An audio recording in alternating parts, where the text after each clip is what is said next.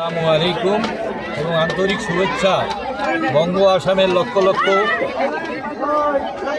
হযরত সৈয়দ একরামুল হক রহমতুল্লাহ হলদিবাড়ি হুজুর সাহেবের প্রদর্শিত রাস্তায়, আউলিয়াদের এবং নবীর রাস্তায় আমরা যে দিনের কাজ, এখানে হাফিজে কোরআনের তাজবিদুল কোরআনের ব্যবস্থা করেছি।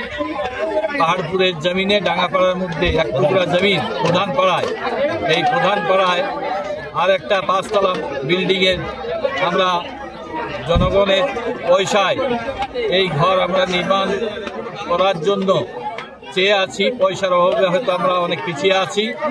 আমাদের আপিল, আমাদের দরখাস্ত, ওই ঘর যখন আমরা নির্মাণ করেছিলাম, এইখানে আমার 2 জন হিন্দু ভাই সেখানে 50 ব্যাগ করে, কি নাম ছিল তাদের, তারা 2 জন এই অঞ্চলের বিশিষ্ট হিন্দু নাগরিক, তারা শিক্ষার প্রসারের জন্য এখানে 100 ব্যাগ সিমেন্ট তারা দিয়েছিলেন।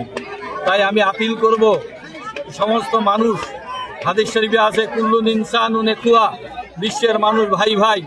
সেই ক্ষেত্রে বাংলাদেশের যেটা সাম্প্রদায়িকতা চলছে, প্রত্যেকটা মানুষ আল্লাহর সৃষ্টি, তাদের উপরে যেন কোনো ধরনের জুলুম না হয়, জুলুম না করেন, এটা আমি আপিল করছি। এবং আমাদের গোটা ভারতবর্ষের বুকে সৌহার্দ্য বজায় রেখে আমরা নিজ নিজ ধর্মীয় কালচারের সঙ্গে সঙ্গে যাতে আমরা সমাজে স্কিল ডেভেলপ করতে পারি, আধুনিক শিক্ষা, ধর্ম শিক্ষার সাথে সাথে আধুনিক শিক্ষার ব্যবস্থা করতে পারি, এবং এর সঙ্গে হাজার হাজার লক্ষ লক্ষ যুবক যুবতী এবং জাতি ধর্ম বর্ণ নির্বিশেষের মানুষ আমাদের সহযোগিতায় রয়েছেন।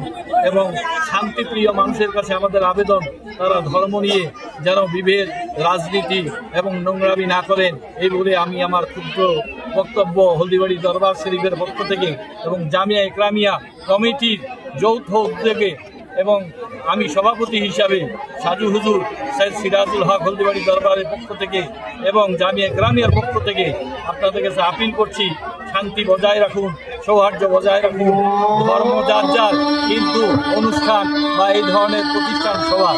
আসসালামু আলাইকুম।